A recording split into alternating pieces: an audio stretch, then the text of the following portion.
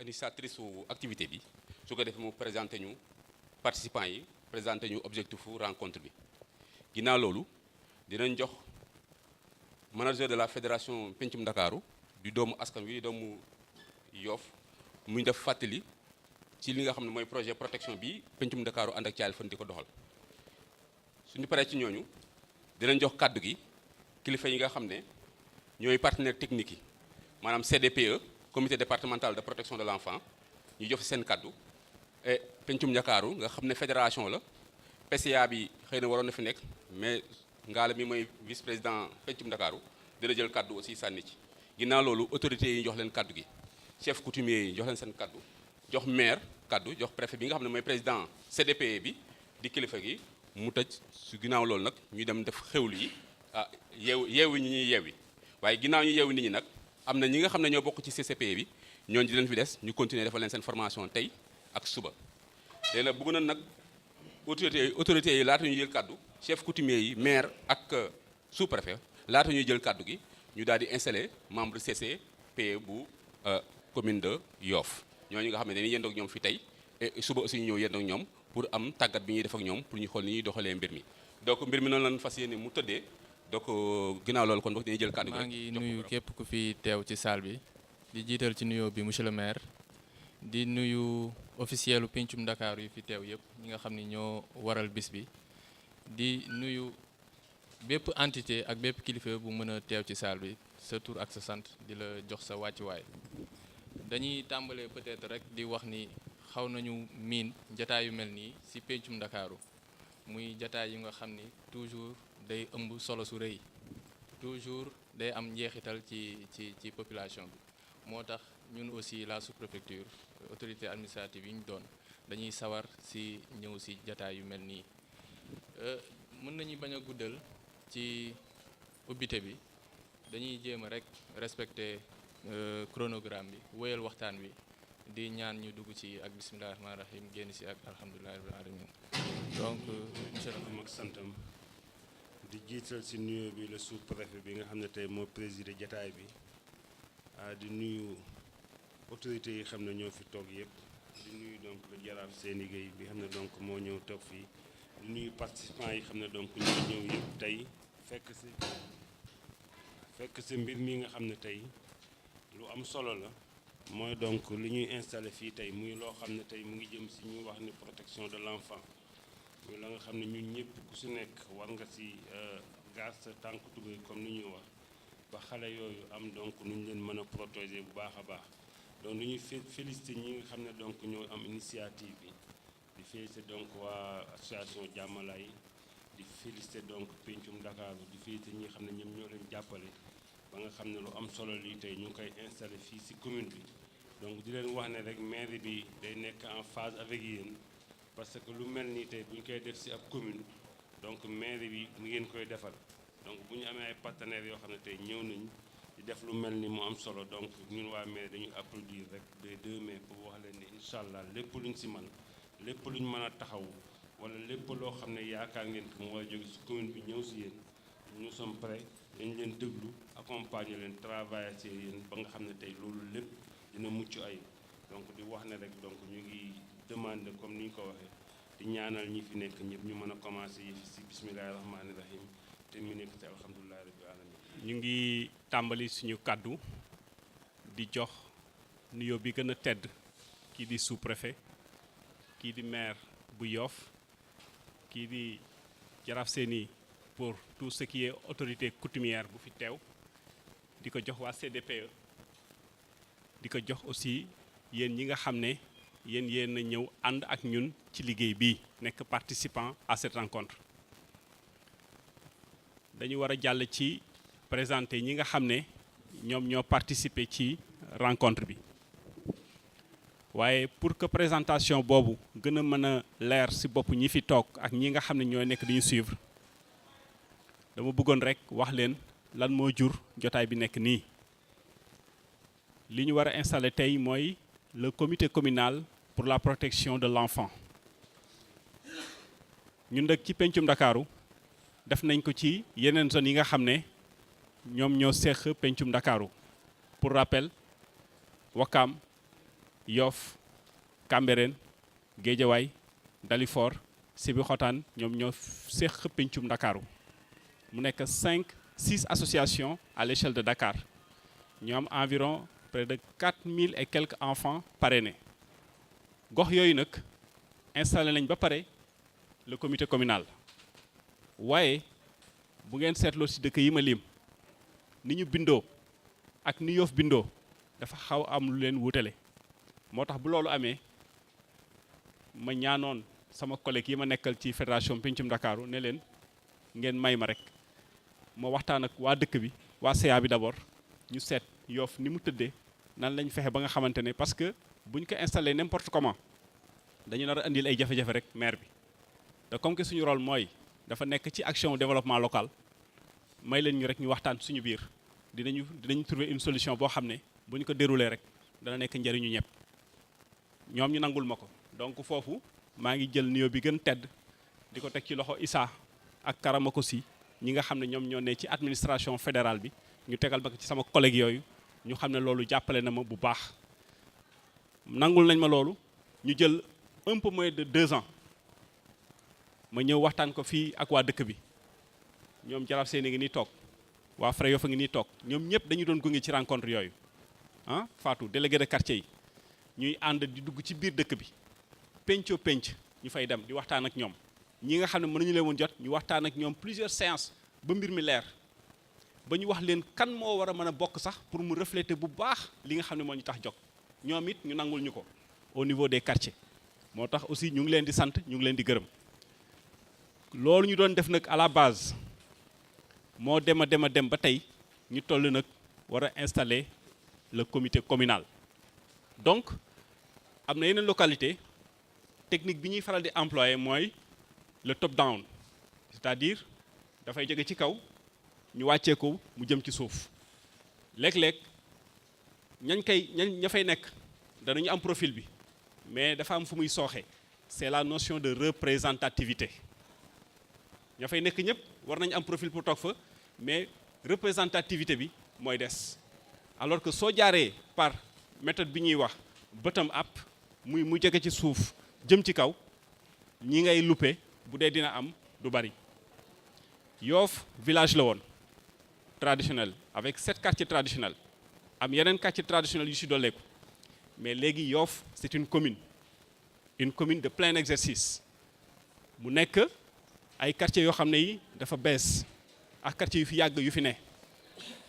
te biir quartiers yi nga xam ne ñoom ñoo nekk ci biir commune bi association yi fi ne bi ñu defee recensement boo xam ne bi yeggul woon sax ëpp na plus de 200 associations yu nekk ay Yoff te association boo ci gis bu amul objet principal la protection de l'enfant boo jeexee ba ci biir di nga ko ci fekk moo tax foofu la ñu sukkandiku pour ne suñu bëggee mu wér nañu ko ancrer dans les quartiers moo tax ñiy teew fii am na ñoo xam ne seen quartier ñoo leen tànn penc yëpp quartier traditionnel comme les nouveaux quartiers am na ay kuréel yoo xam ne dañu nekk di yëngatu ci jëm ci wàllu protection de l'enfant école de football yi Yoff am na pas moins de 13 écoles de football te école de football boo ci gis mu ngi polariser une trentaine de jeunes temps bi ñuy passé avec responsable école de football yooyu du ñu ko passé ak seen waajur yi à la maison am na lu ñuy wax CDS comité de développement sanitaire ñun ñëpp xam nañ léegi problématique gu santé dans nos villes nekkul comme bu njëkkoon feebaru socc wala ay paludisme yooyu neex na circonscrire mais léegi feebar yi ñu am pathologie yi di feeñ dafay nekk pathologie yoo xam dafay laaj un suivi dans le temps te léeg-léeg moyen yamu laaj parents yi duñ ko am ñooñu ñoo ngi ci biir cible bi am na ay organisation yu mag yu nekk ci dëkk bi lu mel ni APEXI lu mel ni APRECOF l'association des propriétaires et résidents des cités Ouest Foire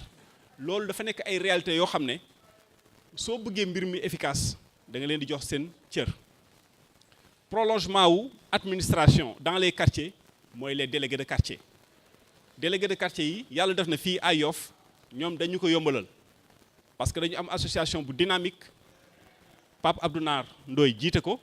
seen représentant yaa ngi nii toog ñoom Issa Kébé ak ñoom Cheikh Mbacké Diouf te ñu ngi maaye toute la commune de Yoff nekk association bu dynamique di dund régulièrement ñu koy gis. am na beneen secteur muy secteuru culturel parce que a priori boo deful attention mën nga foog ne culture bi amul rapport direct ak li ñu nekk di liggéey Mbackou Mbaye ngi nii toog parce que fu ñu jëm am nañ chance am chaîne bu mel nii Yoff Mbollo TV ci sensibilisation bi pour refléter les réalités locales ñoom yàlla may na leen expertise boo xam ne mën nañu jël thème vaccination thème déclaration des naissances joué ko ba nga xam ne suñ ko jàllalee ci Yoff Mbollo TV cible bi danañ ko mën jot parce que léegi Yoff Mbollo TV réseau câble bi bokk na si ñu quotidien am na lu ñuy wax association des handicapés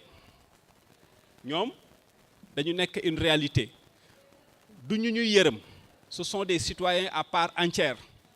on doit les mettre dans les conditions de sorte que ñu mën a jouer seen rôle pleinement au sein de la société ñoom seen wàll mu ngi ci biir du lu ñu leen di may lu ñu yelloo la war ko jël à l'image de tous les gens yi nga xam ne ñoom ñoo composé alors la société am na ay volontaires yoo xam ne yàlla moo leen nattoo ñu serviable yàlla moo leen nattoo bu ñëpp toogee di xaar ñoom dañuy jóg nekk au service de la communauté di ngeen ma baal ñu citer suñu mag Ablaye Sylla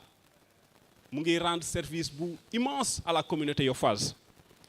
julli jumaa bu jotee sax da ngay gis bu ñëpp toogee di xaar imam bi démarré moom mooy nekk di jekkalaat sàpp yi à gauche te pourtant mënoon na ñëw jël sajaadam toog xaar comme ñëpp julli ñu mel noonu ak lii muy def ci xale bu réer ñëpp di ko gis moment bi suñ ko amee dafay nekk un moment pour ñu plébisciter leen am na nag ñoo xam ne ñoom la ñuy tuddee les personnes ressources yàlla moo leen may xam-xam yàlla moo def bii ñi di jàngi métier nangam ñoom métier mi ñu doon jàng yàlla daf ci tudd ñu war a mën a assurer la protection de l'enfant bu ngeen gisee tonton Abdou Boukounta Mbeng toog fii moom mën na symboliser cette catégorie boobu nga xam ne invité nañ leen ci jotaay bi secteuru éducation parce que école je pense que ñun ñi toog fii ñëpp temps bi ñu passé école kenn mënul xam nu mu toll mais ki koy refléter madame Penda Ndoye bii toog nekk présidente commission éducation au niveau de la commune loolu du hasard te ñu yàgg dajak moom ci ay formation yu mel nii di jokkoo ak moom régulièrement occasion bi aussi bu ñu ko amee dañ koy gërëm alors daal di koy sant bàjjenu gox yi Koumba Dieng mu nga ne la toog je pense que programme yi ñuy def yëpp mu jëm ci wàllu sensibilisation état yi muy jàllale mu dem ci askan wi je pense que si ñoom lay sukkandiku pour mën koo jàllale donc bàjjenu gox yi les relais communautaires ñoom aussi ñoo ngi nekk ci salle bi war a participer ci rencontre bi am nañ benn réalité bu nekk Yoff bu jëkkoon bi mu nekkee village sport traditionnel yi fi amoon mooy woon bëre mooy woon régate mais léegi dafa am lu ñuy wax des disciplines émergentes sur le plan sportif je pense que lii ko gën a mën a symboliser mooy la maison de rugby madame Ndiaye ngi ni toog boo déggee nag ñu ne maison de rugby du rugby rek la ñuy def ñu ngi def liggéey bu am solo di encadrer des enfants yoo xam ne yi dañu nekk ci famille yoo xam ne yi seen loxo jotul seen gannaaw ñu leen di encadrer sur le plan sportif mais di veiller aussi ci seen éducation ci seen santé pour ñu mën a réussir dem nañ ba leen di utal ay insertion pour lu ñu mën jàpp dimbali seen wayjur donc gis ngeen lim bi maître coranique yi daara yi c'est une réalité à Yoff mais daara ni mu doon dunde bu jëkkoon Yoff ci dëkk cosaan yi ak ni muy dunde léegi bokkul ñooñu ñoo ngi nii toog ci salle bi ñëw na léegi ci gannaaw ne de alors représenté ñoom Oustaz Cissé ak seen dañu am benn regroupement moom moo leen fi teewal alors bu ngeen xoolee jotaay bi nañ ma jéggal ñi nga xam ne dama leen fàtte lim parce que xel day fattu préscolaire bi Marème Sega Sène a ngi nii toog moom mooy directrice suñu CEDIP centre de développement intégré de la petite enfance sànq association des imams et oulémas bu Yoff am na imam ratib El Hadj Mouhamed Ndoye mais imam yi ak oulémas yi dañu organiser wu créer benn association parce que prêche yu bari ñoom ñoo koy def lors des conférences ñoom aussi kii bi alors ñoom ñoo ngi ci biir ànd ak ñun donc su ngeen dégloo li ma wax lépp dañu jouer sur la carte de la représentativité mënoon nañ def le remplissage def benn ba mu fees ci benn corps mais dañu seet couches yi nga xam ne yëpp mooy les couches vraiment décisives fexe ba am la représentativité qu'il faut pour ñu mën a yeggali liggéey bi parce que liggéey bi tàmbali na depuis ñiy toog fii ñëpp daje nañu mooy jox occasion ma gërëm bu baax fédération Pencum Ndakaaru parce que nag aussi lii bu ñu ko mënee nous sommes membres mais ñoom ñooñu jàppale benn par la mise à disposition des personnes ressources de qualité tout à l'heure bu ñoom madame Ndekki jeexee ak ñoom monsieur Latouf jëlee kaddu di ngeen xam bu baax qualité bi nga xam ne moom la fédération Pencum Ndakaaru mobilisé pour ñu mën a ànd ci liggéey bi ça c'est les ressources humaines. Ensuite sur les ressources techniques mooy documents yi nga xam ne wax na ko sànq karama ko si ne bu ñu paree ba installer comité bi ñii ñu ciblé dañ leen fiy téye tey ak suba pour yeggali formation ba ñu tàmbali woon ak ñoom te formation boobu danañ leen jox jumtukaay yi parce que ñun rôle bi ñuy def nii dañuy jàppale commune bi sous l'autorité maintenant du représentant de l'État. Nous sommes dans un État dañ war a respecter principe yooyu yëpp moyens techniques yooyu danañ ko mettre à leur disposition. Sur le plan financier fédération moo ñu jàppale rien que pour cette rencontre d'aujourd'hui et de demain mën naa leen wax fii parce que bu ñu ma ko joxee en tant que président du man lañ ko jox mais Yoff lañ ko jox une enveloppe de 700 000 francs a été mobilisée pour nous permettre alors de prendre en charge les dépenses de ces 2 jours xeebuñu ko lu rëy la ci jamono bi ñu toll donc loolu bu ñu ko defalee du man lañ ko defal mais Yoff gépp lañ ko defal su ma amee occasion bi aussi vraiment maa ngi gërëm bu baax suma collaborateurs yi nga xam ne ñoom laa nekkal ci fédération Pencum Ndakaaru dinaa koy wax à chaque fois que dinaa am occasion bi parce que suñu ma compliqué woon la vie du ma ko mën léeg-léeg parfois sama gannaaw sax lañ koy def ñu xool kenn du ci indi obstacle boo ku la defal loolu nag quand même waroo toog rek taxaw di ko seetaan da nga koy gërëm donc monsieur le sous-préfet précision yooyu laa amoon en attendant ñu dugg dans les débats pour wax ñi nga xam ne mooy profilage yu ñii fi toog mu nekk ñu fi war a toog nekk ñoo xam ne ñii bu jàmm rek di am ñoom ñoo nekk di yittewoo li nga xam ne mooy la question de la protection de l'enfant au niveau de Yoff aussi bien dans les quartiers traditionnels que dans les nouveaux quartiers te am nañ yaakaar ne ñii su ci maire bi ànd ak lii ñu am comme héritage waaw parce que dañu am héritage Yoff dafa am lu mu bindoo démb tey soog a ñëw groupement yi ma wax yëpp réalité nouvelle la bu Yoff tey la mais Yoff démb nag ñi koy incarner c'est la coutume Jaraaf Séné ngi nii toog El Hadj Mbaye Thiaw a ngi nii toog El Hadj Sanandir mu ngi nii toog El Hadj Moustapha Guèye mu ngi nii toog ñoom ñëpp dañu nekk ci chambre bu ñuy wax la classe des frais loolu mooy Yoff démb Yoff tey bi nag li koy incarner mooy ñii nga xam ne ñoom laa wax léegi mooy délégué de quartier mooy comité de gestion mooy organisation yi bees yi yëpp nga xam ne ça c'est la nouvelle réalité de Yoff ñooñu nag à l'image d'une même pièce de monnaie avec 2 faces ñooy ànd ak Yoff démb bi incarner le Yoff d'aujourd'hui et le Yoff d'aujourd'hui nag sur le plan institutionnel ki koy incarner c'est la commune de Yoff ki koy incarner c'est le préfet le sous-préfet de l'arrondissement des Almadies foofu la ñu bokk gis nga équation boobu bu ñu ko réaliser rek réussir ko ñun danañ mën wax ne au niveau de Yoff nous sommes en train de vivre le développement local loolu mooy équation majeure bi nga xam ne moo taxaw suñu kanam quelle que soit nag la question qui est agitée aujourd'hui c'est la protection de l'enfant demain ce sera la culture demain ce sera la santé l'éducation ñu ngi leen di gërëm di leen sant au nom du CA de Diamalaye Yoff et de la fédération Pencum Dakar. ñu ngi lay sant di la gërëm ci kàddu yi di ko rafetlu bu baax permettre nga ñu aussi ñu am gis-gis bu gën a yaatu ci li waral bés bi ak fi mu soqeekoo yëpp ak li waral mobilisation bi yëpp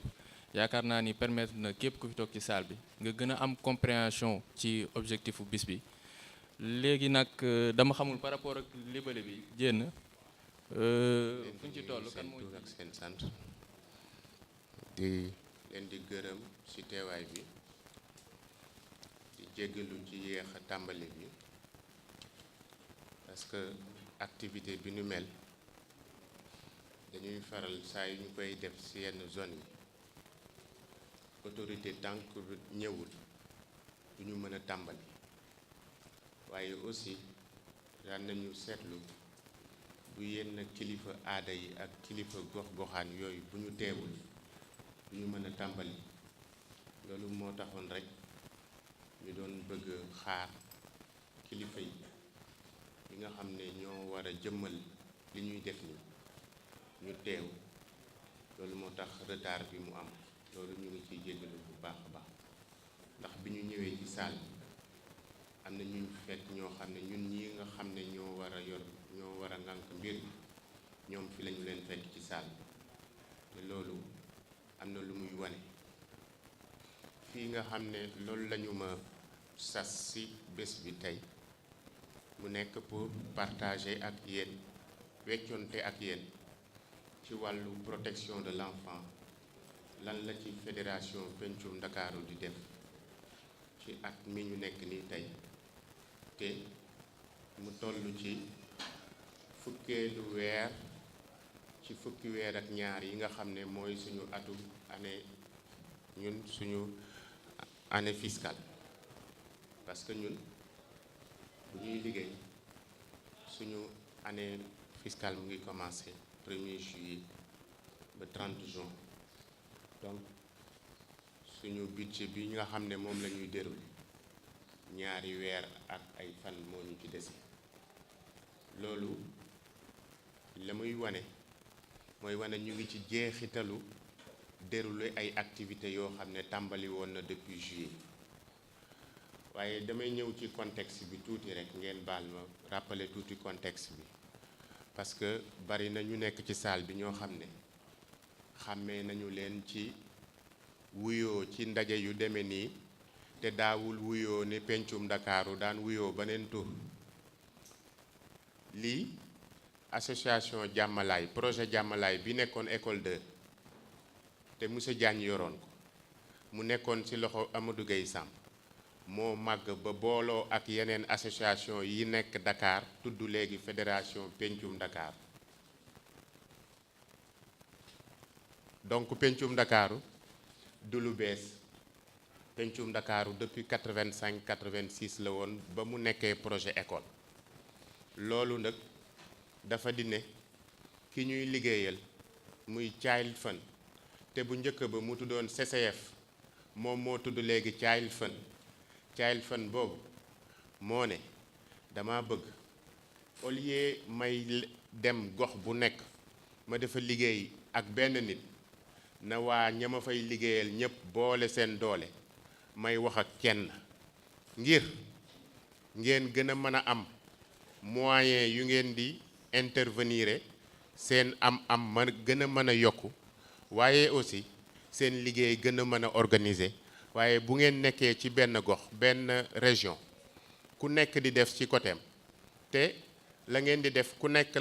lu ndaw ngay yor ci moyen bu ngeen ko booloo dina tax ngeen gën a mën a am lu ngeen mën a liggéeyee lu gën a dox loolu moo tax ñu créé woon fédération Pencum Ndakaaru depuis 2012 donc fédération Pencum Ndakaaru 2012 la tàmbali ay liggéey waaye association yi ko seex depuis 85 86 la ñu existé woon ba tey loolu élément wu historique rek laa doon def foofu waaye na mu daan fonctionner muy ne waa gox ba ñooy wut ay représentants ñu toogal leen fa ci conseil d'administration ñu am un président de conseil d'administration am administration boo xam ne moo leen di yoral seen liggéey même bi la ba tey ji dafa nekk rek ne président As moom mooy président wu conseil d'administration wu association wu Yoff nekkaale vice président wu nag fédération Pencum Dakar loolu laa doon bëgg leeral tuuti ci wàllu liggéey bi am na ci soppeeku bu bari bu ci am bu njëkk ba da ngeen daan seetlu dañu daan fayal ay école ay xale ñuy jàng, daan jënd ay fourniture, daan joxe ay nen sax daan ngeen ko gis ci école yi ak ay soow xale yi, di jënd ay tenue di solal. waaye depuis 2016 partenaire bi ñuy liggéey dafa ne yéen a ngi yëkkati di joxe depuis fanweeri at, ña ngeen di joxe la ngeen di joxe est-ce que soppi na xar kanamu xale yi ak gox ya ngeen di liggéey, est-ce que na mu ko soppee sax toll na ak la ngeen fa def comme moyen. ñu def taxaw seetlu xool mu ne balaa ngeen di ñëw di tànn ci gox ya ngeen nekk Yoff 800 xale lañ fi am. Yoff li mu am ci ay xale yépp nga tànn fi 800 xale bu feebar nga faj, xale bu soxla kaye nga jox. léegi 10 000 et quelques xale wala 15 000 et quelques xale yeneen Yoff yi xanaa dañu yemul ak droit ak 800 yooyu. ñu ne nag bu ngeen à partir de maintenant bu ngeen di liggéeyee da ngeen di dem def ay immersion communautaire, da ngeen di dem sa gox ba def ay recherche yoo xam ne moo leen di permettre ngeen génne substance problématique yi nga xam ne mooy suñu domaine d'intervention yi ñu am, muy éducation, di santé, di protection de l'enfant, di renforcement des pouvoirs économiques des ménages ak petite enfance ak formation professionnelle. ci la ñu def ay recherche communautaire fii ci Yoff am lu mu génne loo xamante ne du ma sàmba du ma demba askan bi yépp lay tuusi, xam ne boo ci tegee baaraam boo ci liggéeyee di nga laal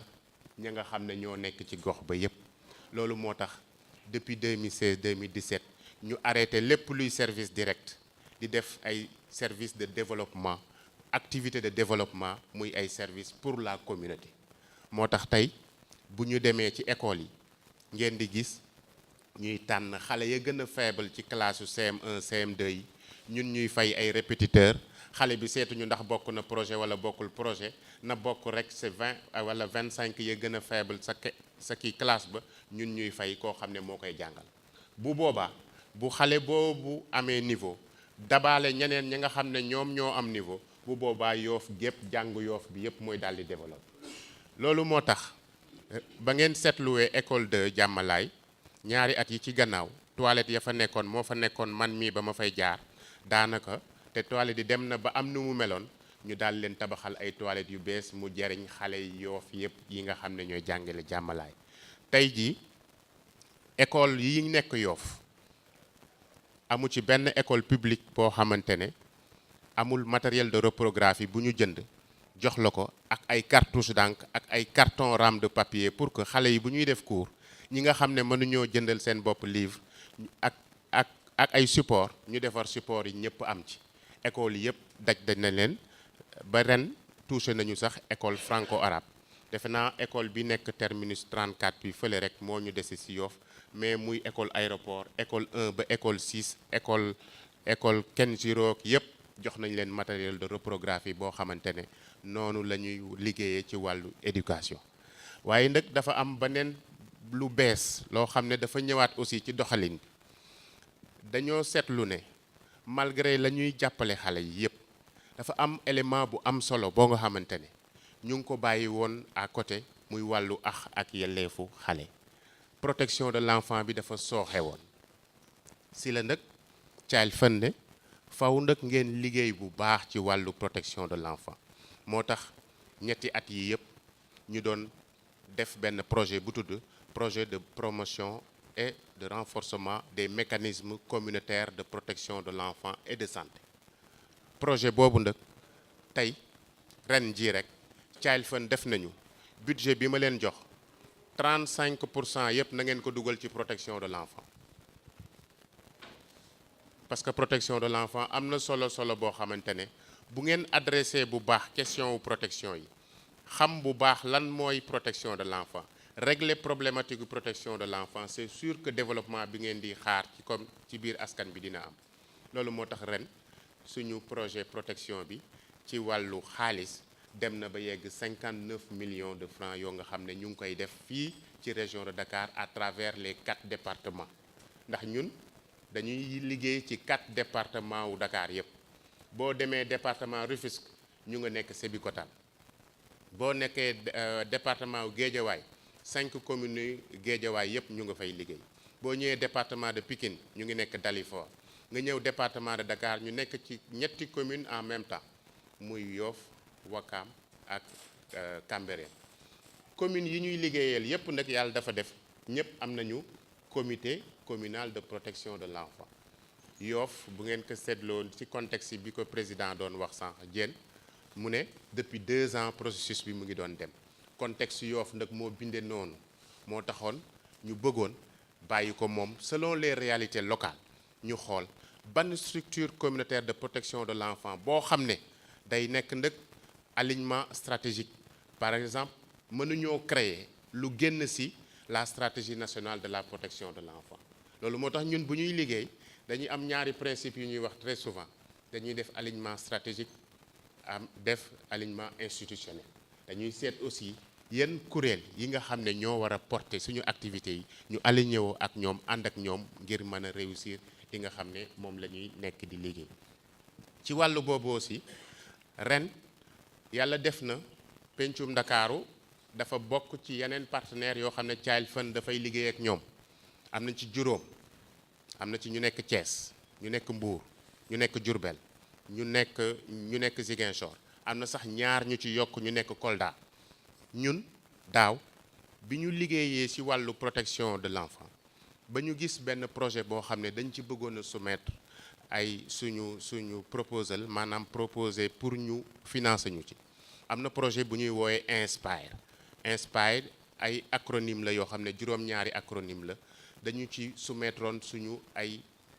projet pour ñu financer ñu actuellement ñu ngi dérouler projet boobu à Dakar avec un financement de $30,000 et c'est à travers la culture qu'on est en train d'adresser les questions de protection de l'enfant yoo xam ne ay théâtre forum la ay émission rajo ak ay concert yoo xamante ne xale yi boo leen woowee ba ñu ñëw ci loolu di nga mën a waxtaan ak ñoom ci lu jëm ci nan la ñuy lutter contre violence yi nga xam ne moom la xale yi di am ci kër yi ci mbedd bi ci école yi ci daara yi ak faneen ak faneen ak faneen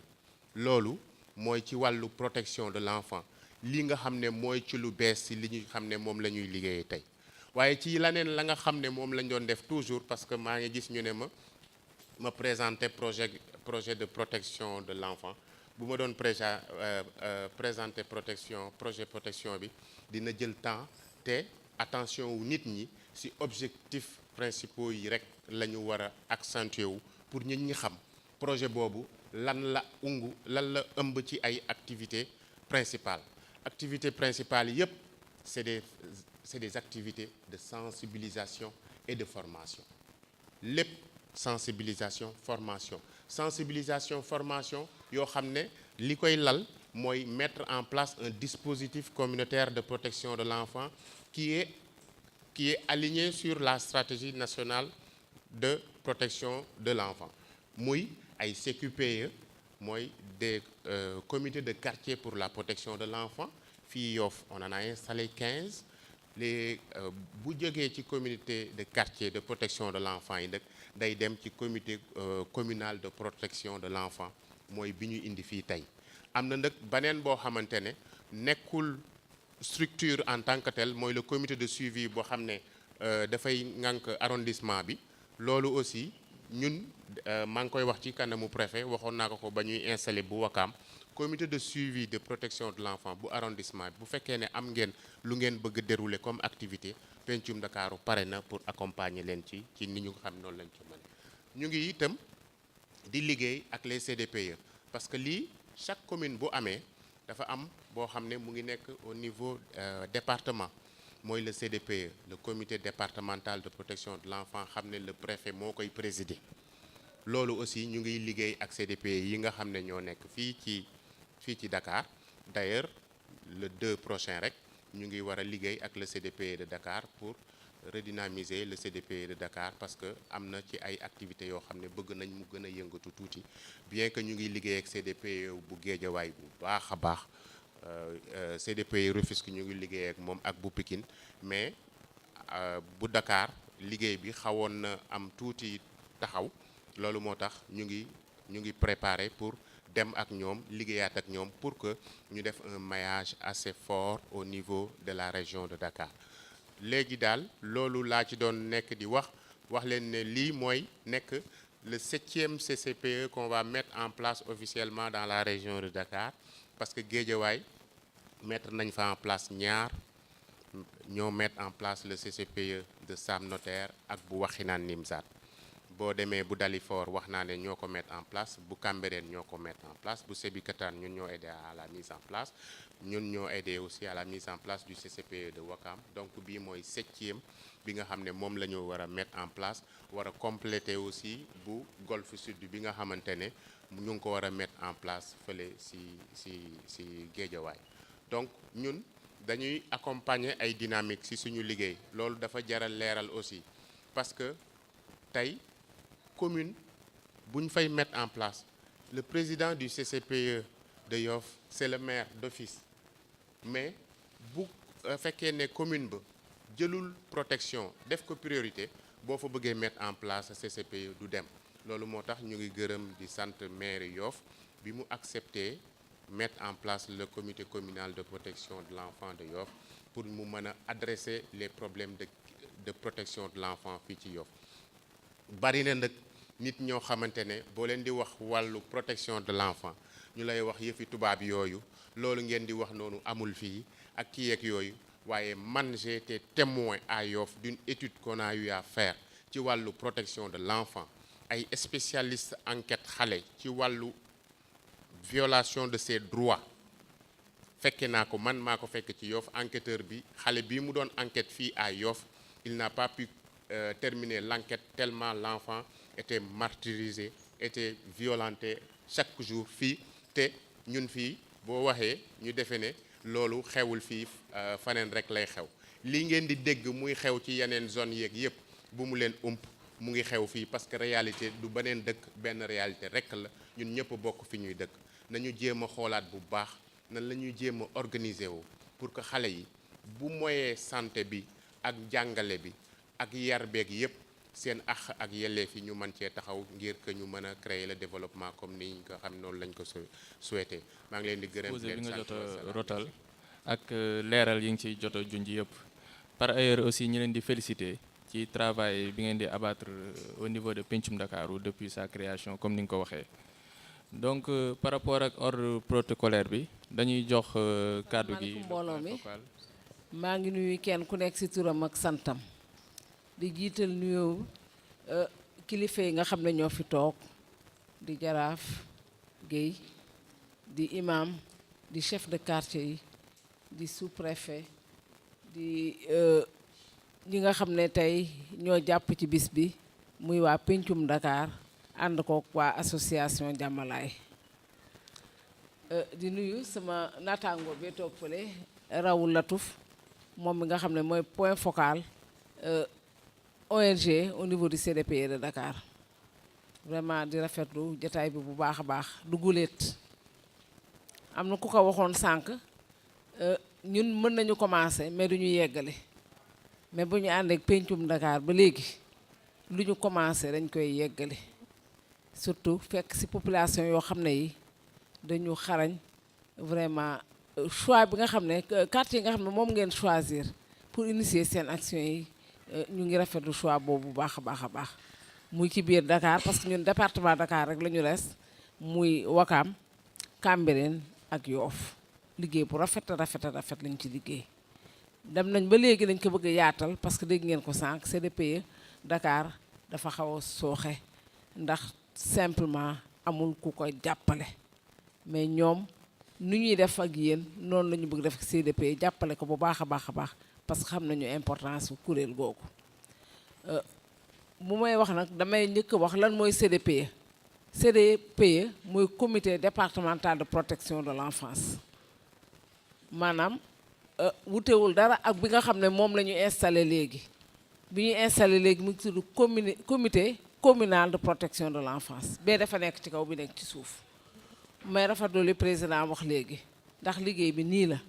ci suuf la war a commencer dem ci kaw ndax bu ñuy wax xale fi muy yeewoo mi ngi yeewoo ci biir néeg yeewoo ci biir kër yeewoo ci biir quartier donc bépp kuréel boo xam ne bi taxawal nañ ko rek te taxawluñ bi nga xam ne moom foofu la xale bi di yëngatu mooy joué ci moom kooku dañuy defe naa ay kuréel yoo xam ne yi dañ koy taxawal rek pour taxawal donc comité bi ëpp solo mooy bi nga xam ne moom ngeen di installé tey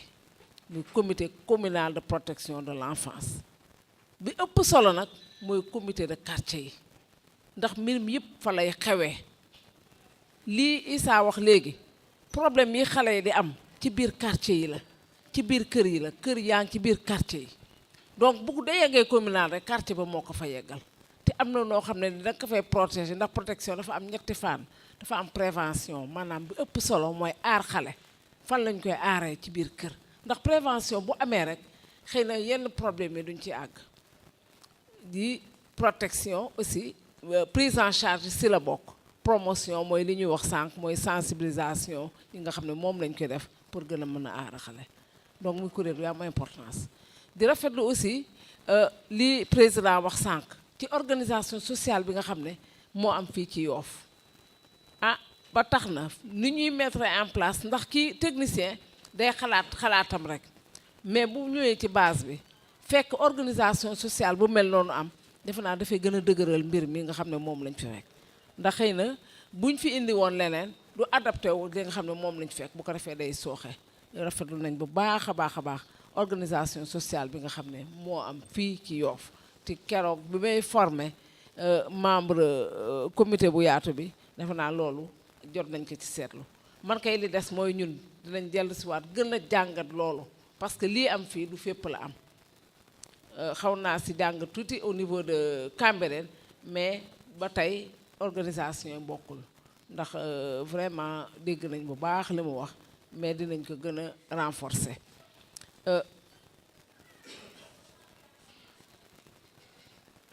ñu ngi remercier wax naa ko sànq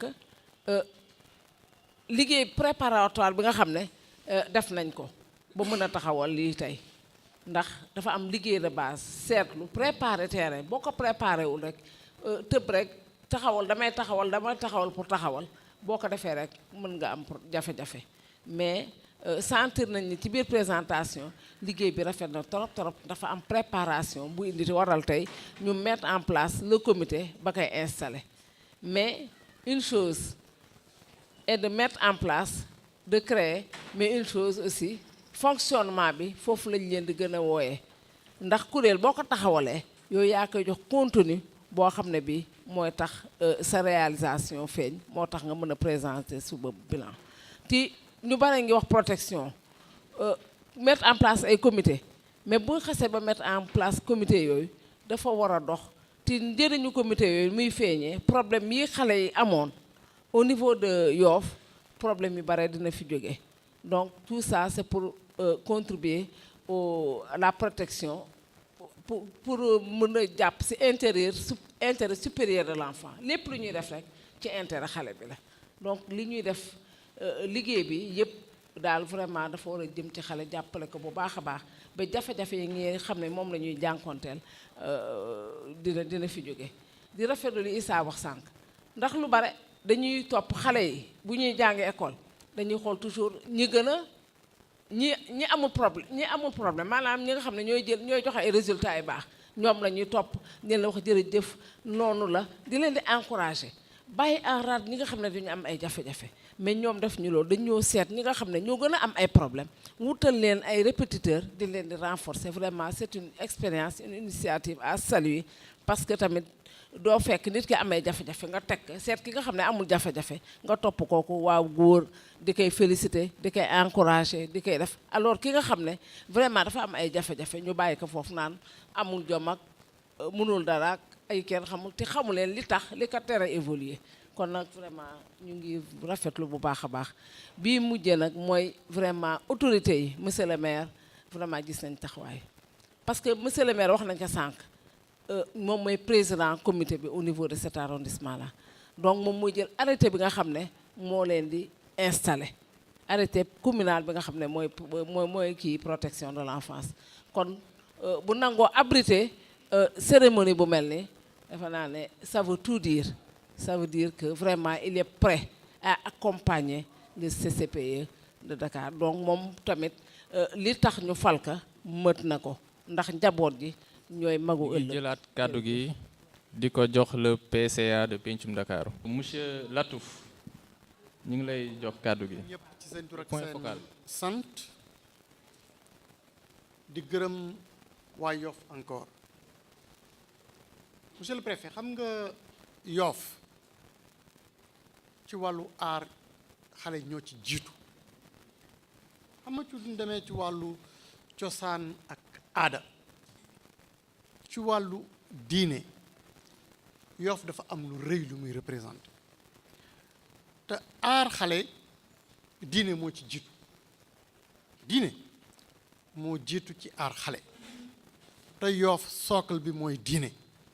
socle bi mooy aada kon bu ñu nekkee ci dëkk bu mel noonu ñu am association boo xam ni dafa tudd jàmmalaay jàmmalaay di tekk lu bari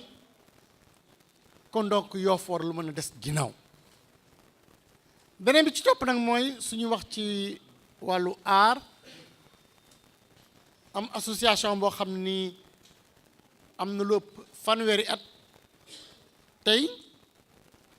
ànd ceeg xale yi ànd ceeg fédération Pencum Ndakaaru di liggéey pour améliorer condition de vie wu xale yi xam nga nit ku ñu aaru mooy nit ki nga xam ni kenn mënu koo defal dara ndax nit soo ko aarul rek mooy da nga koo exposé mooy li tubaab yi di wax nit ku vulnérable nit ku vulnérable nag lu nekk dafa mën a yegsi ci moom bu fekkee ni dañu am ñu mel noonu monsieur le préfet fédération bi ànd ceeg association bi ni nañu teg ay kuréel yoo xam ni nguurug Sénégal moo ci toog xalaat teg li ñuy wax stratégie nationale de protection de l'enfant bi nguuru Sénégal tege loolu mu woo képp koo xam ni da ngay intervenir ci wàllu ak yelleef xale jiitoot ci na ci nag tey collectivité territoriale yi parce que xam nañ ni ñooy ñi nga xam ni ñoom la askan wi far ñoom ñoo nekk ci gox yi ñoo nekk ci gox-goxaat yi parce que quartier yi ci ñoom la ñu dépendre kon monsieur le maire dañuy wax ni rek comité bi nga xam ni di ngeen ko installé tey muy comité communal de protection de l'enfant bu Yoff responsabilité bu rëy la ci maire yi am responsabilité yooyu nag bu ñuy xool itam ci wàllu aar dama naan wax ni Yoff dafa am lu muy représenté xam nga monsieur le maire Yoff ci Sénégal bokk na ci commune njëkk am commune amie des enfants Yoff gi ci njëkk am ci Sénégal ci la bokk mais bu ñu amee commune bu mel noonu nag monsieur le maire kon donc am nañu yaakaar ni tey ñun ci wàllu comité départemental de protection de l'enfant dinañu war a mën a citer fu ñu toll en exemple commune Yoff kon di wax ni rek monsieur le préfet commune Yoff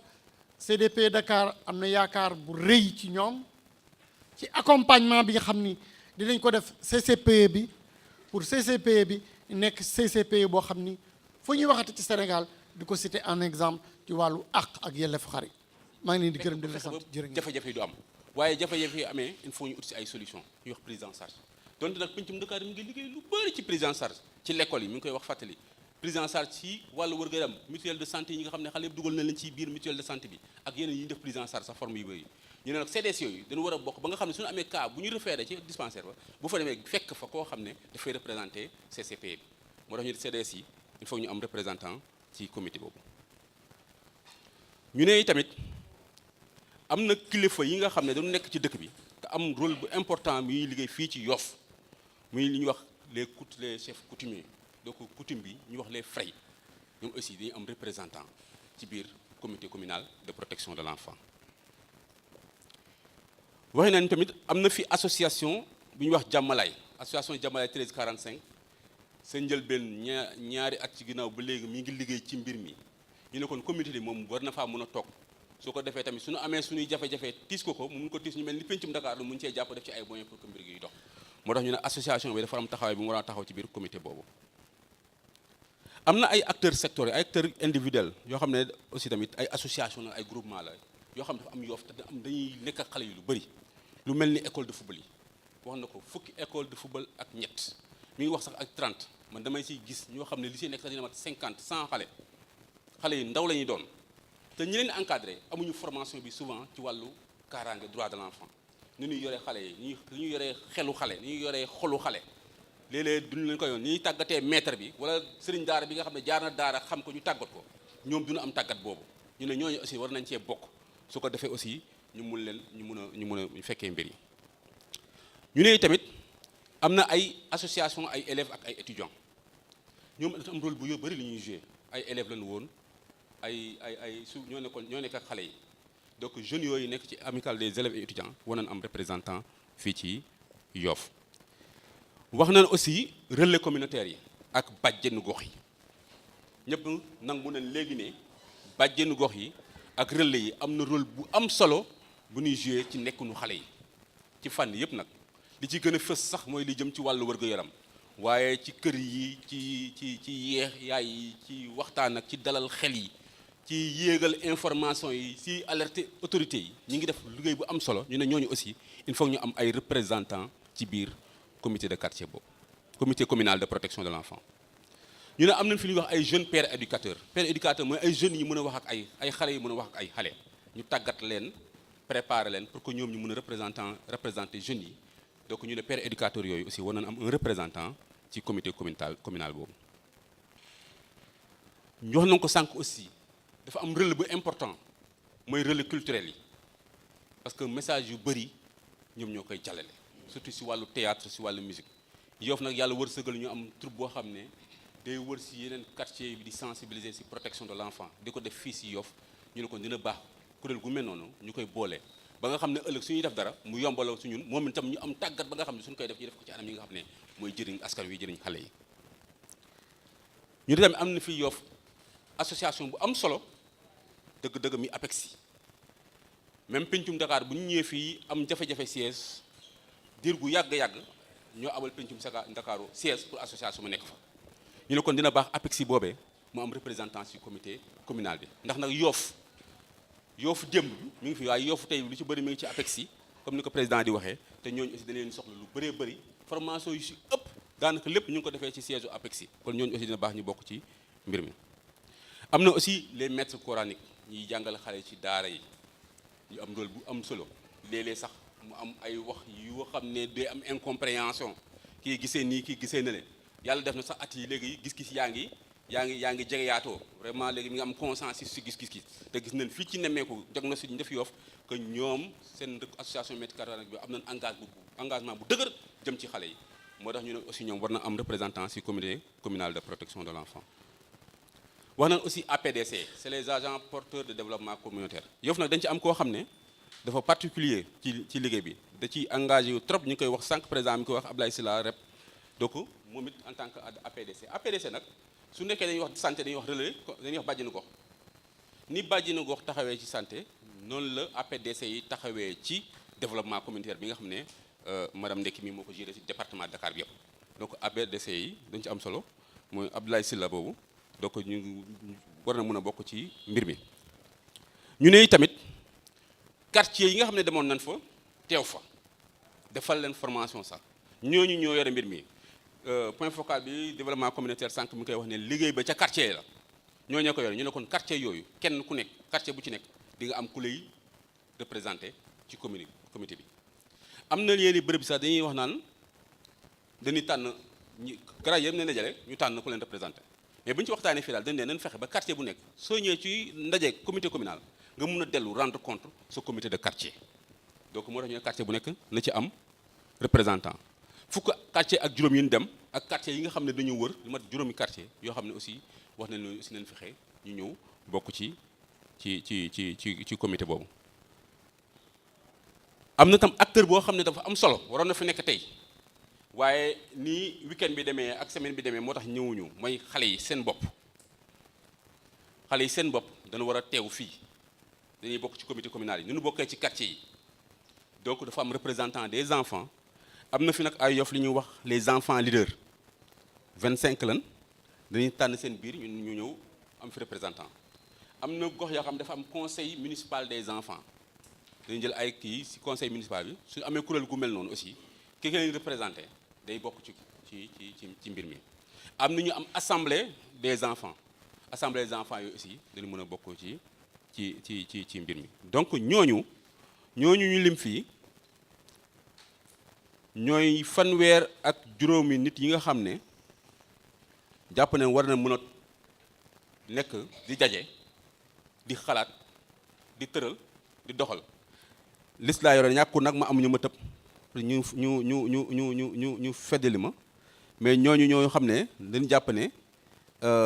dinañ teew ci mbir mi yaakaar naa wax nan imam yi wax nan CPRS ak délégué de quartier yi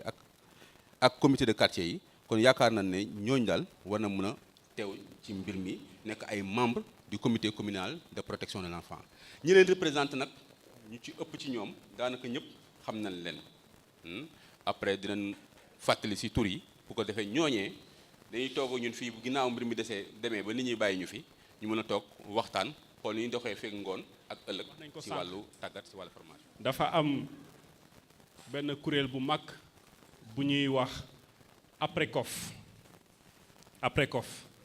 l'association des propriétaires et résidents des cités Ouest Foire ñooñu aussi pour gën a dugal réalité actuelle Yoff te mu nekk fii ci bassin wu Ouest Foire dañ doon ñaan monsieur le maire ñooñu tamit ñu mën leen bàyyi wàlla xel ci comité communal bi. maison de rugby dañu ko fàtte madame Ndiaye ngi nii toog ñoom depuis le début ñu ngi suivre. terme nord aussi non terme nord dina ñëw ci comité de quartier yi jël nañ ko en compte ci comité de quartier yi donc maison de rugby aussi wax naa ko sànq. soo déggee maison de rugby da ngay foog ne rek affaire sport la mais am na leneen lu ñuy def ci suuf loo xam ne dafa am solo ci wàllu protection de l'enfant. beneen réalité bi mooy que Yoff est une commune littorale dinaa faral di waxtaan souvent ak suma grand Mamadou Mbengue Karax ne ko dans la communication institutionnelle dina baax ñuy insister sur le fait que Yoff est une commune littorale am na lu bari lu mu mën a indi en matière de coopération décentralisée et comme vous le savez. période estivale bi lee mu ñëw même léegi sax nit ñi dootuñu xaar école tëj régulièrement ñu ngi ci plage bi di sangu am na malheureusement nag ay cas yoo xam ne yi dafa bari sax léegi ci biir dëkk bi ñu fi dëkk nee nañu sax ay lébu lañ mais xamuñu géej cas de noyade yi bari na les maîtres nageurs ñooñu aussi je pense que ils sont très bien organisés je pense que commune bi am na liggéey bu muy def ak ñoom ñooñu aussi monsieur le maire dañ jàppoon ne ñooñu seen teew ci kii bi dana baax. fi may jeexale rek mooy que am nañ benn short list Issa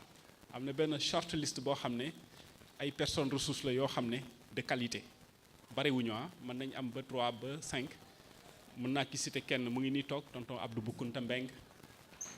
ku mel ni tonton Mandione Mbeng Layen nga xam ne c'est un inspecteur de l'éducation on a travaillé avec lui profil yu mel noonu nga am leen ci biir dafay gën a enrichir. moo tax keroog bi ma kiy indilee liste bi ma ne ko Yoff le problème mooy dafa niru lu ndaw mais dafa dense je touche du bois réalité yi dafa complexe mais les Yoffois se sont organisés de sorte que quel que soit problème bi ñu teg rek war nañ mën a trouver des solutions yoo xam ne suñu ko mixé ak ce que l'administration nous propose mën nañ am parce que ñun li ñu gën a intéressé mooy un mécanisme durable boo xam ne bi dañ koy pérenniser pas ñu def nii folklore installé ko ñëpp tàccu ñu pare ñu ne jeex na déedéet et loolu nag ñi nga xam ne ñoom lañ fi teg muy suñuy administrateur ñu nekk seen ay administré muy le conseil municipal il faut ñu yombale leen liggéey bi ci côté boobu mais ñun daal ci wàllu wi vraiment Issa wax na ko léegi on est prêt à vous accompagner sous votre autorité mais ñu dem jusqu'au bout de la logique ngeen baal ma. léegi sans plus tarder dañuy jël kàddu gi jox ko suñu kilifa nga xam ni moo fi teewal kilifa gi teewal fi communauté bi teewal fi aada gi muy jaraaf. bismillahi rahmaani rahim. mu ngi nuyu mbooloo mi yëpp wax mbégte mu rëy di dellu di wax rek ne ndaje mi am na importance bu rëy di gërëm ñi nga xamante ne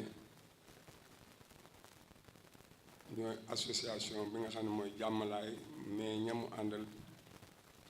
pencum Dakar wax fédération bi nga xam ne pencum Dakar ak association yi nga xamante ne ñoom ñëpp ñoo ko bokk. rafet nañu ndaje mi boobu léegi yéen a ngiy liggéey ci dëkk bi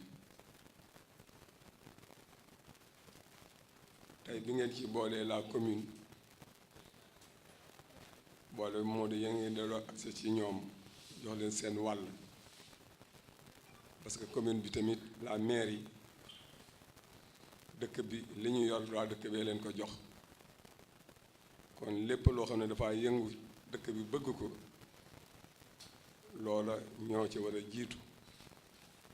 parce que nun kat amuñu ku jiitu mairie bi ku ñu war a waxal parce que ñoo ko fi teg bu ñu jógee foofu tamit di gërëm la sous-préfet moom tamit administration bi moo ko fi indi pour sunu diggante ak ñoom lu ñu war a wax lu ñu bëgg suñuy tawat dem wax leen ko kon nag su fekkente ne ñu ngi ñëw dina soutenir ci li nga xam ne mooy suñu bëgg-bëgg loolu dañ koy rafetlu mbir mi li ko tax a jóg ci ëpp moo di wax xale yi aar leen waaw ci bépp fànn nun nag la collectivité de Yoff mu ngi doole sant yàlla ba nga xamante ne ba tubaab bi laay ñëw fii ñun organiser woon nañu ba nga xamante ne tey li nga xamante ne moom lu ñu indil loolu fekk nañu ko ci dëkk bi dañu ko fi fekk parce que déglu naa leen dégg naa leen waaye li ngeen wax lépp da ngeen nu si fekk waaw les comités de gestion yi ñuy wax nii waaw loolu yàggul la mairie bu ñu bëggee désinsérer ci yi nga xamante ne chargé yi la ñu gàdduloon population bi li ñuy wax des comités de quartier de gestion mais boobu fekk na penc mu nekk am na loolu di ko doxal ci wàllu social dëkk bi nit ab xale mosu fee tumuranke réer de dem fenn parce que booba nun dong la est-ce que bi mu nee nun dong boobu dëkk bi sécurité xale yi yar nañu teg nañu leen fi ñu leen war a teg waaye nag dëkk su màggee avec le métissage yaa ma dégg lekk dina am dégg naa fi ñu wax lu fi am lu fi mën a am nag ci dëkk bi li ci ëpp du waa dëkk bi dëkk ci dëkk bi nag xam dëkk bi moo ko gën waaw dëkk ci dëkk bi ñëw dëkk ci dëkk bi yomb na waaye xam dëkk bi moo ko gën nu ndëkk ñëw fekk nu fi réalité yi ñu doon dundee soo ñëwee ànd ceex ñun doo réer waaw yal na nu yàlla jàppale ba nga xamante ne ñi nga xamante ne ñoo nu fekk see parce que dëkk bi dafa yàgg bu ñu wax naa ay 1432 weesu na foofu waaw te booba bu ñu fi ñëwee danoo wéet bu ñu wéetee ñu mag ñi ñaan yàlla ñu am wéttal yooyu bu ñu ñëwee nañu am ba raw waa dëkk bi lii gën a rafet ci Ndakaaru waa Ndakaaru moomuñu ko ñeneen na ko moom li ñu wax nag ci sécurisation gune yi ñuy wax ci école yooyu yëpp dëkk bi ay daara amoon na fi waaye daara yi fi amoon de gune dëkk bi ku jàng doo yalwaani soo xëyee da nga dem sa daara kër sëriñ ba mu jàngal la si wàcce jotee nga ñëw añ ci sa kër kenn du yalwaani man ne woon naa taalibe de jàngaan ne woon naa Pout en 1949 jàng naa fa daanaa yalwaani ci foofa waaye fii doomu Yoff yuy xëy di jàng ci daara yi nga xam ne sëriñ bi Yoff la dëkk kooku kenn yalwaaniwul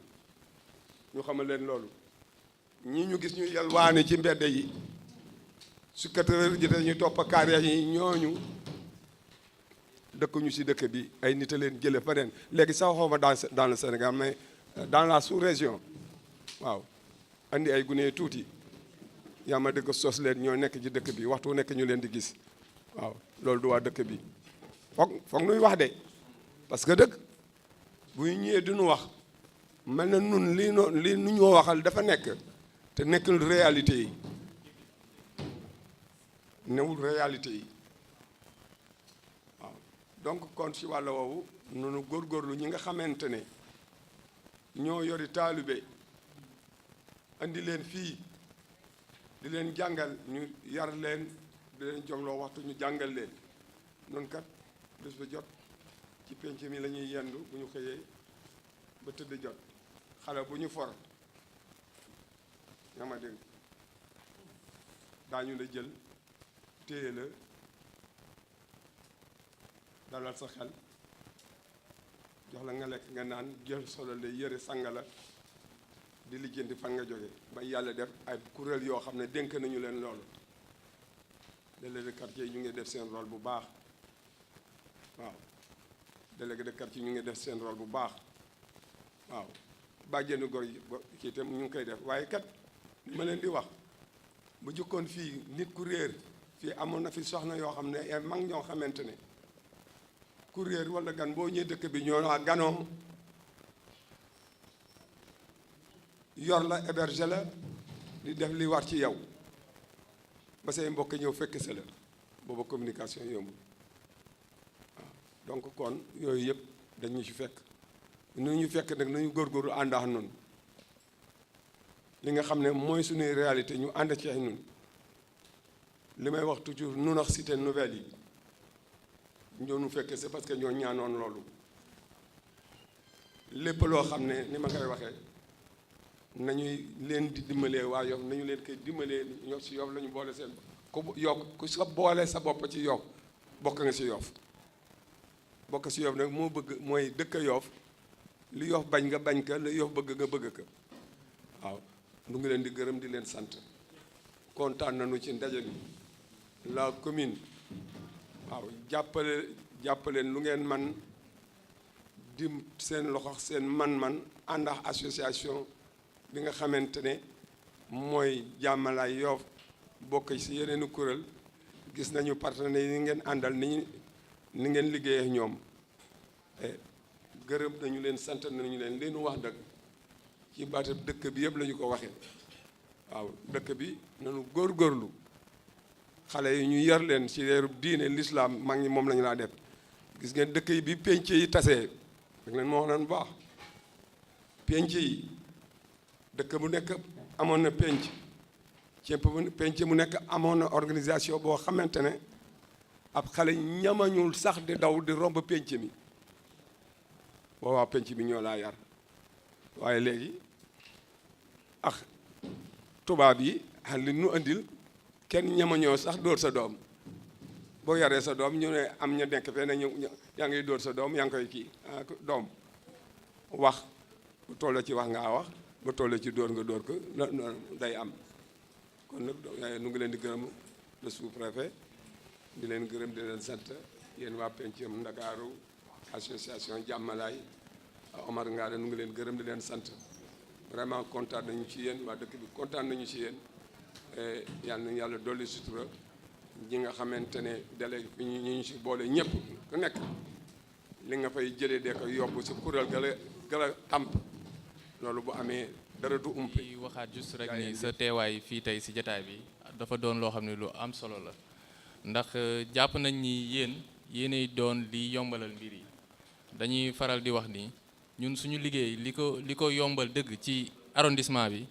mooy taxawaay bi ngeen taxaw diggante ñun ak population yi muy yéen ak délégué de quartier yi ak bàjjanu gox yi yaakaar naa ni lépp lu ñu jaaxal ci arrondissement bi de manière générale wala ci commune bi Yoff de manière spécifique bu ñu tourné gis leen suñu wet day dalal suñu xel di ñu yombalal ci lu bari donc ci loolu ñu ngi la ciy sant di la gërëm di la ñaanal yàlla wéral taxawaay bi ba ci kanam a kanam incha allah comme niñ ko defee woon ci début waxtaan bi ñu joxoon monsieur le maire mu joxe ay mots bienvenus balaa ñuy tëj di jublu ci installation officielle CCPE bi dañ koy joxaat rek mu wax ci ñëpp ñi xam ne ñoo intervenir boobu ba léegi je pense que wax ji benn la rek mooy donc li ñu ubbee woon mooy xam nañ ne donc comité boobu ñuy créer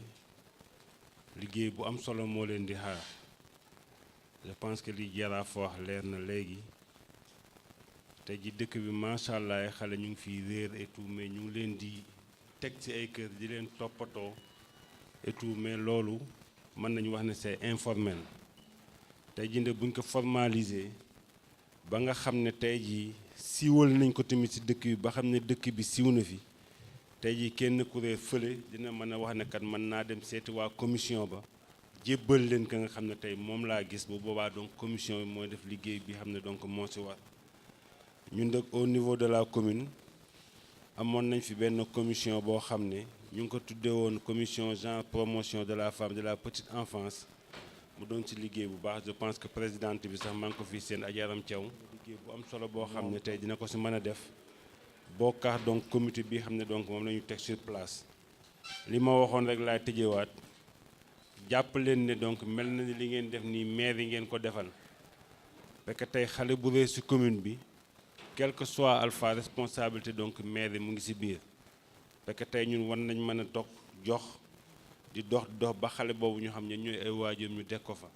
tey nag bu ñu gisee comité bu mel ne ñu bëgg ko fi teg dina yombal donc ñun suñu liggéey waaye tamit donc comme ni ñu la ko waxoon ñun pare nañ pour accompagner leen ci li nga xam ne lépp moom la ñu war a def ba liggéey bi gën a yomb arrêté boobu tamit comme ni ñu ko waxee suñu paree ñun dinañ ko xaatim teg comité bi defe naa comité bi membre yi wax nañ ko léegi ñi xam ne ñëpp ñoo ci kii ñun dañ parete l'arrêté am na benn draft bu ñu ci defoon sax xam ne donc suñu paree rek donc incha allah nañ ko complété par composition bi xam ne donc moom lañ filim léegi ñu dugal ci ñooñu ñëpp ñi nga xam ne tamit ci maire bi am na commission yoo xam ne comme ni mu ko wax commission bi ma lim léegi bu Ajaram Thiaw boobu commission bi ñu wax commission sociale ci commune bi il faut ñu boole ko ci li mu wax commission santé hygiène et population il faut ñu boole ko ci ak commission bi ñu wax commission éducation te penn tamit jiite ko commission yooyu comme affaire xale daf leen ñoŋal donc ñooñu tamit il faut ñu boole leen ci di wax ne rek daal di tëjee ne comme ni ñu ko waxee woon sànq rek ñun daal la commune incha allah lépp lu ñu ci mën a jàpp ba loolu liggéey bi mën a yomb jàppale ne donc ñun waa commune nañ ci jàpp accompagner monsieur le leen maire baal ñu merci. ñi ngi sant ñëpp di gërëm ñëpp ak bépp intervenant bu fi jotoon jël kàddu tey di ko remercier bu baax ci qualité waxtaan wi day baax aussi ñu def benn récapitulatif wax ci tënk li ñu fiy jot a waxtaanee mu gën a des ci bopp yi yaakaar naa tey ndaje bi li ko waral dëgg mooy programme bu État du Sénégal initié jëlee ko ci stratégie nationale bi pour la protection de l'enfance ñu waxtaanee ko au niveau régional waxtaanee ko au niveau départemental ba mu ñëw tey au niveau communal donc yaakaar naa ni étape bu mujj la ci processus bi mais yaakaar naa ni dafa doon aussi étape bu gën a am solo ci processus bi ndax démarche bi Pencum Ndakaaru jël dafa rejoindre bu baax démarche bi nga xam ni État du Sénégal moom la jël depuis presque 2013 ñu njëkkee ko ci code des collectivités locales acte 3 de la décentralisation nga xam ni notion yu bees yi nga xam ni moom la ñuy wax participation citoyenne maanaam ak contrôle budgétaire contrôle citoyen maanaam gis-gis bi citoyen bi taxawaay bi mu war a am ci commune am ni muy doxee ci budget bi ni muy doxee dale ko ci teewee conseils municipaux yi am droit aussi ñëw laaj commune bi budget yi projet yi ni ñu koy tëralee loolu yëpp ci code des collectivités locales boobu ci 2013 lañ ko njëkk dëxëñ bi ci mujj tamit mooy CDS yi tëgg bi ñu leen tëggaat nga xam ni boole nañ ci les délégués de quartier boole ci groupement de famille ak bépp association bi nekk ci territoire concerné bi yaakaar naa ni loolu dafa doon lu am solo ndax bépp mesure bépp réforme wala projet boo xam ni état mi ngi koy tëral dëgg la mën naa jóge ci kaw ñëw mën na réussir mën na bañ a réussir mais yaakaar naa ni ndëgërlaay bi ñu soxla dëgg wala dox bi mu war a dox dëgg bu ñu ko soxlaa dañ ciy boole acteurs yi nga xam ne ñoo nekk ci suuf mu doon yoo xam ne dañ koy waxtaanee tënku ci ay kàddu di ko tëralee yaakaar naa loolu day améliorer bu baax résultat yi nga xam ni ñu ngi koy xaar ci bépp projet boo xam ne ñu ngi koy tëral bu ñu waxee nag ci protection de l'enfance day baax aussi ñu gën a préciser nii yamul dong ci terme initial protection bi dafa ëmb lu bari bokk na ci sécurité xale bi bokk na ci environnement bi nga xam ni fi lay évoluer bokk na ci aussi ci loxo yu muy jaar maanaam sëriñ daara bi koy jàngal enseignant bi koy jàngal bokk na ci aussi prise en charge sanitaire bi te yaakaar naa ni tey acteurs yi yëpp dans leur majorité teew nañ fi tey mu doon loo xam ni day dalal suñu xel bu baax ci doxalin bi. beneen bi ñu bëggoon a wax aussi mooy engagement yëpp dégg nañ ko fi jël nañ ko dalee ko ci monsieur Diène ak monsieur Dia ainsi que monsieur le maire mais aussi ak ñun yaakaar naa ni taxawaay yooyu yëpp jëmmal nañ ko ñëpp confirmer nañ seen engagement ngir projet bi mën a dox ci ni mu waree. dañuy tëj rek ci ñaax peut-être ñi war a subir formation bi ñu def ci teewlu bi war ak pas-pas bi war ba mission yi nga xam ne ñu ngi koy xaar ci ñoom ñu mën ko taxawee ci bu boobaa balaa donc ñuy jëm ci installation officielle u CCFE bi loolu laa amoon ci kàddu yu may yëkkati maa ngi sant ñëpp di gërëm ñi jërë ngeen jëf. La cérémonie a été très solennelle et loolu signe la bi nga xam ne nit ñi am nañu yëg-yëg bu yaatu ci mbir mi te fii préfet daanele am na solo mooy que ne dañ li cérémonie la waaye dañ am ñuy tànn wala leen tàggat manager sànq mi wax ne at bi ci année fiscale lu pencum Ndakaaru ñaari weer ci des ñun yaay yàlla gunge boobu tam war a delluwaat ci fukki weer ak ñaar waaye diir boobee ñaari weer ak fukki weer ak ñaar yooyu ñoo ñuy tàggat ñoo war a teewal maire teewal préfet teewal développement communautaire teewal askan wi ci lépp luy jëm ci ak yelleef doomu aadama surtout xale yu ndaw yi kon ñooñu mission bu yaatu lañu am te léeg-léeg dañ ko war a doxal bés bu nekk mbax mbiri xale yi bés bu nekk la te li ko waa ji wax rek protection de l'enfant du ñu naan suba lii laay protégé day ñëw dal sa kaw nga war cee taxaw donc saa su ne guddeeg bëccëg suba ngoon mu ne nag suba damay programmer deux enfants perdus yi ma war a xaar si sama quartier kon du ma génn mais da ngay génn ba pare ñu ne woo la délégué de quartier ne am nañ xale yu ñu indi sa kër donc yu ni mel donc événement yi nga xam ne dafay jëm ci protection de l'enfant ay événement yoo xam ne day survenir la du événement yoo xam ne yaa koy waajal di ko organiser kon loolee day laaj jot bu bëri day laaj engagement bu bëri day metti waaye il faut mu am bëgg-bëgg am émotion am yëg-yëg boo ci am mun ko doxal te li ci ëpp ka ngay aar xëy na moo lay ŋaññi ci koñ bi ka ngay aar doomam ngay dajal ci yeneen kuréel yi mu wax la lu la naqari waaye loolu yëpp da nga koy wanaasu ko xam ne li la tax a jóg mooy xale bi innocent bi nga xam ne xamul mënulul boppam xamagulal boppam nga war ko gunge mu nekk mission kon li ko waa ji waxoon rek ñiy liggéey ci liggéey bi ay missionnaire lan ay yónnente lan da leen yónni mission ñu war ko dox ci askan wi war a tabax askanu ëllëg ñu ngi wax yoofu démb ak tey waaye yoofu ëllëg ñooñu la donc yoofu ëllëg dañ ko dénk seen loxo ñi nga xam ne la ñuy tënk fii ci mbir mi kon bokk loolu mission bu am solo la président on va faire le processus d'installation on va rappeler les fonctions et la personne désignée présenté wul wala ñu présenté ko voilà s'il y a des éléments complémentaires parce que dañu prévoiroon tey suñu paree rek loolu dina ki ñu mën a continuer enchaîner formation bi jël nañ disposition yëpp pour loolu day difficile ñu mën ko repousser waaye yaakaar naa ñi fi teew ñu ci bëri ñëwoon nañ identifié na woon ñu waroon ñëw pour formation bi su ko defee dinañ mën a woo seen fonction ñu présenté wu su ko defee loo gën a réaliste rek mu jël gis nga bi nga may wax ne ma ñi ñu war a former boo gisee ma xawoon la wax environ la 50aine loolu laa xawoon njort am na ñoo xam ne tànnoon nañ leen ci kuréel yi ñu nekk mais dañu war a xëy liggéey xam nga mënuñu bàyyi seen liggéey ñëw fii pour formation bi moo tax approximativement gis nga groupe bi man dama doon proposer ñu travailler avec le groupe bi nekk nii bu ko defee di nga gis je donne un exemple di nga gis benn corps boo xam ne bii am nañu ñaari éléments yu fi teew mais Yoff dafa am beneen particularité les mêmes personnes dafa dangay gis benn nit mun naa jël exemple sama maire moom laa ñemañ tooñ tey c'est lui le président de la zone 6 n'est-ce pas c'est lui le premier adjoint au maire de Yoff gis nga cas yu mel noonu dafa bari ci Yoff ba nga xam ne di nga gis benn membre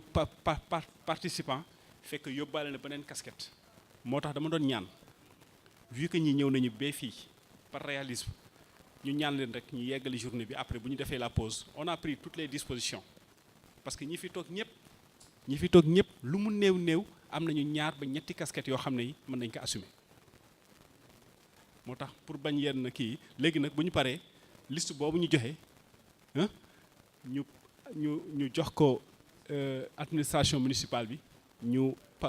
parachever arrêté municipal bi nga xam ne moo war a proclamer officiellement mais par réalisme ñu travaille avec cette cible là. moom jël na disposition yëpp dafa bëgg mbooloo mi ak ni ñu toll nii ñu des fi képp ki nga xam ne mën ko fi def nga yendu ñu ànd yendu fi defandoo formation bi yaakaar ne madame Ndekki mi ngi fii Raoul mi ngi fii vraiment ñoom ci département Dakar bi yëpp lépp lu jëm ci protection de l'enfant nguur gi ñooñu ne ne yàlla ñuy représenté li jëm ci nguur gi madame Ndekki la li jëm ci askan wi Raoul la fii waaw mooy représentant ONG yi mooy communautaire bu ñëwee fii si Yoff waa association 1177 ñu ngi fii pencum Ndakaaru l'association 1340 maanaam jàmmalaay ñu ngi fii pencum Ndakaaru ñu ngi fii donc ñoom aussi mun nañ fi yendu ak ñun ñun fi lim ci présenté leen ci suba ak léegi yëpp donc représenté nañ bu baax a baax askan wi yëpp kon képp ku ko mun nga toog fii am na kilifa yoo xam ne nag dina leen libérer après lu mel ni préfet moom il faut ñu libérer ko su ko defee ñu def pause ndekki ñëwaat toog daal di defar toogaay bi jublu ci côté technique bi madame Ndekki ngi nii ñu ngi fii manager mi ngi fii mun na ci am lu mu ci introduire laata muy dem su ko defee ñu eggali suba après daal di jël liste bi jox ko maire finalisé daal di defal ñu arrêté ñu partagé ko